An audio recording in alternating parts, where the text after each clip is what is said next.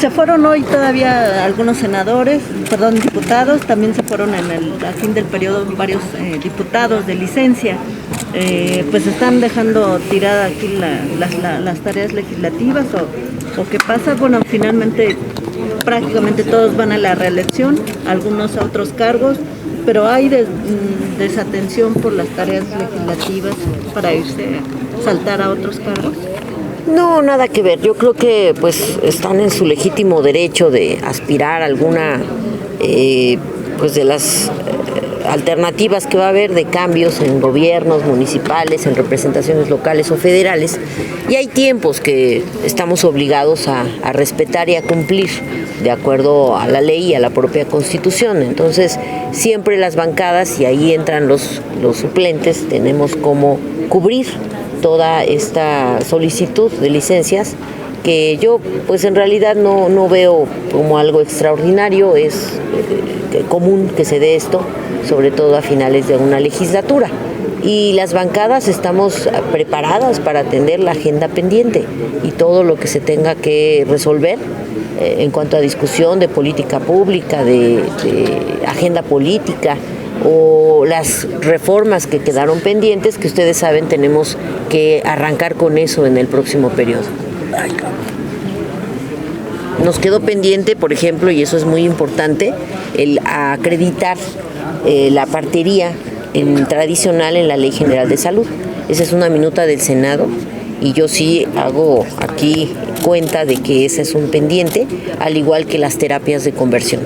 El prohibir o sancionar que se someta a alguien a una terapia de conversión es una minuta del Senado que también quedó pendiente aquí en Cámara de Diputados. Y bueno, como es el tema de las 40 horas, que ya se instaló ayer el grupo de trabajo que va a redactar la reserva que se va a presentar en el periodo, apenas arranque, el periodo ordinario siguiente, que corresponde en el caso de la Cámara de Diputados. ¿Hay algunos pendientes que tengan que ver con resoluciones del Poder Judicial? Sí, hay varios. A unos ya se atendieron.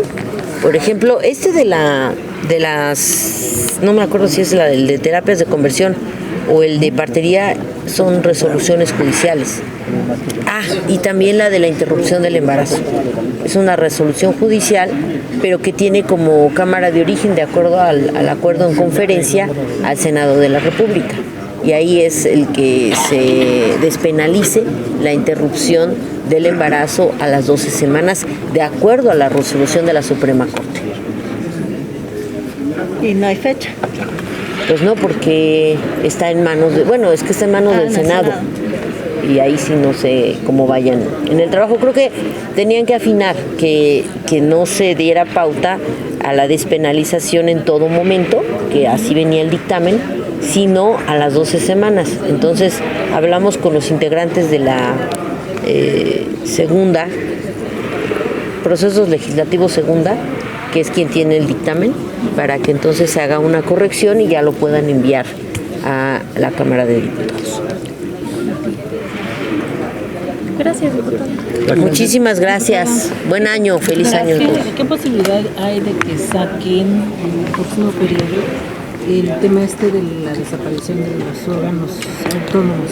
Digo, si bien hay que esperar la iniciativa, pero ya hay una intención del presidente de mandar una reforma en ese sentido. ¿Podrían sacarla o...?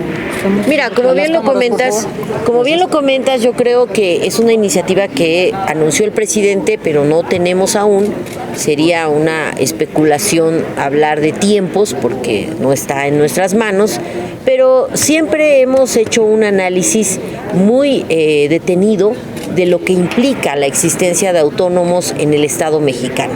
Si en algún momento se habilitaron por la falta de funcionamiento del Estado, por un Estado fallido en el que pues las instituciones no hacían valer ni los derechos humanos, ni el acceso a la información, ni todo lo que implica que ahora tengamos todo ese número de autónomos, pues vale la pena dar el debate si sigue siendo necesario que los tengamos cuando nosotros nos estamos encargando que el Estado funcione realmente, que no haya omisiones y que en gobernación se atiendan los derechos humanos y que las dependencias gubernamentales den acceso a la información. O sea, siempre y cuando haya esta cobertura, valdría la pena hacer un análisis de la existencia de estos autónomos, más aún cuando nuestra discusión ha sido también lo onerosos que son para el erario y que no han querido sujetarse a las reglas de la austeridad republicana, que es con la que regimos actualmente la vida pública en el país. ¿Qué pasaría con esos organismos que están vinculados a tratados internacionales? Bueno, nosotros por eso te digo, tenemos que acreditar si está funcionando o no el Estado mexicano. Estos tratados, como el Sistema Nacional de Anticorrupción, que es al que se responde la existencia del mismo, yo creo que no va siendo la forma de atender algo que el país está en falta, el combate a la corrupción.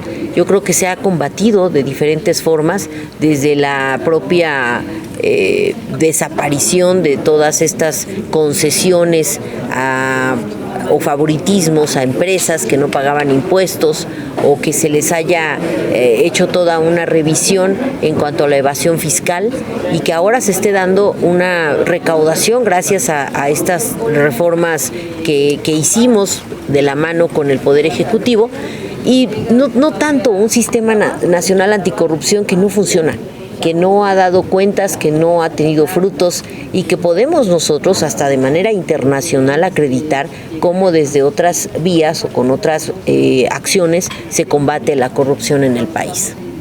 Pero no habría mayoría para aprobar de todos modos ese objetivo. Pues ya veremos, o sea, hay que dar la discusión, o sea, en el terreno de la especulación todo puede entrar hasta que reflexionen algunas bancadas de oposición si es o no funcional tener órganos suntuosos que nos cuestan mucho y dan pocos resultados.